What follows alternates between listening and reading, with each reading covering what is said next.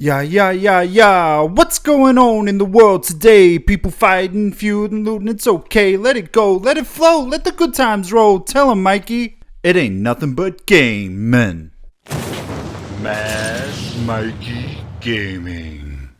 G'day all you mad gamers, I'm Mad Mikey, I bloody come from the land down under, and in today's gaming news opinions, we've got a couple of crackers to talk about today, one that I'm very excited about. That's right, guys. It's come out. There's been a few rumors swirling. Obviously, nothing is really confirmed at the moment, but news, rumor mills, those sorts of things are coming out that Bioware Austin, the guys who are responsible for the Knights of the Old Republic MMO, which is currently still going as a free-to-play game, are now exclusively working on a single player Star Wars Knights of the Old Republic game. I really hope it's true. I really do.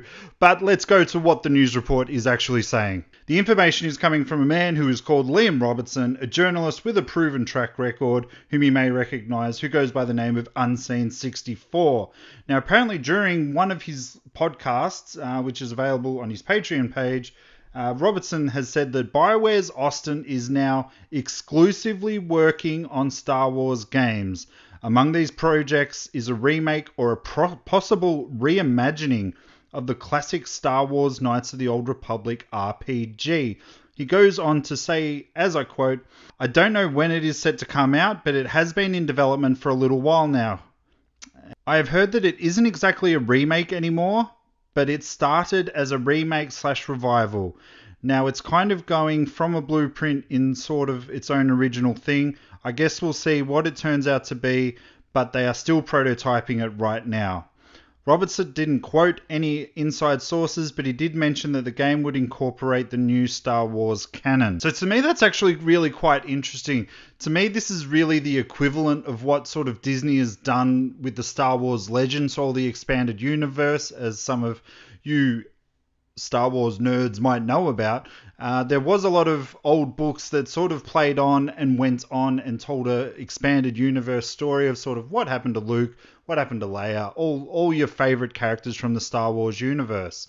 Now, I would absolutely love a new Knights of the Old Republic game, but it would actually be really weird for the fact that they've put so much time and effort into the Star Wars MMO just to sort of cut that story off, because obviously the MMO was playing off of the Star Wars Knights of the Old Republic single-player game. So obviously the first one and the Sith Lords. You don't understand my love of Star Wars Knights of the Old Republic. It was my first introduction to sort of your Western RPGs, where any spare moment I had, I would be playing it. If I had 5 minutes to wait for going out to dinner or just going out shopping or anything, I would be putting in 5 minutes, 2 minutes sometimes even, just to get from point A to point B. So it's going to be interesting to see. But when they said that Austin are actually working exclusively on Star Wars games, I thought, hey, what about all the other games? What about the writer of the Uncharted games who's making a Star Wars game? It actually makes sense because EA has had that license of Star Wars, and I think it goes through to 2019 from memory. And they've only really given us so far the Star Wars Battlefront games. I'm kind of expecting around E3 there should be a lot more sort of Star Wars games out there other than Battlefront, because we've obviously heard that Battlefront 2 is been announced and they are going to be showing it at E3. It's just going to be really interesting to see if they actually do sort of start showing off some of the other ones that they've been working on. In what hasn't been a very eventful day in gaming news, Overwatch, if you're living under a rock, has leaked a lot of their new content that's coming out, I believe, tomorrow on the 11th in America, the 12th in Australia.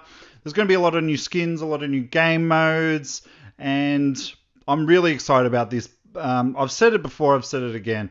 The guys over at Blizzard have been doing a tremendous job in the content and keeping their consumer base invested in this actual series. Obviously, down the track, they're going to be bringing out new characters, but at the moment, it is just skins and a few single player maps as well, I believe. So what it's actually going to be called is it's called Insurrection. Similar to the Halloween event, Insurrection features new 4-player play versus enemy game modes that takes place on King's Row map. You get to play as either Reinhardt, Tracer, Trayborn, or Mercy in a wave-based survival mode. You'll be fighting Omnic robots in what's known to be the King's Row Omnic Uprising in the game's lore. It all takes place in the past during Tracer's first mission as a member of the Overwatch team. Judging by the translation, it came from a French website. Insurrection brings several new skins from which were in fact featured in the most recent comic, including Genji's skin. Obviously, you would have seen a few of the skins while we were looking. A lot of people are losing their mind, and rightfully so, especially the cosplay community. They love Overwatch. Some of the guys that I follow, they've already started planning and having ideas of what they want to do. So guys, are you excited about today's gaming news? Don't forget to hit a comment down below. Let me know if you enjoyed it. While we're at it, don't forget to share, like, subscribe. We've got the Gamer Nation podcast coming in about a week's time. There's going to be episode 3. We've got some really awesome topics that we've got sort of in the pipeline to discuss.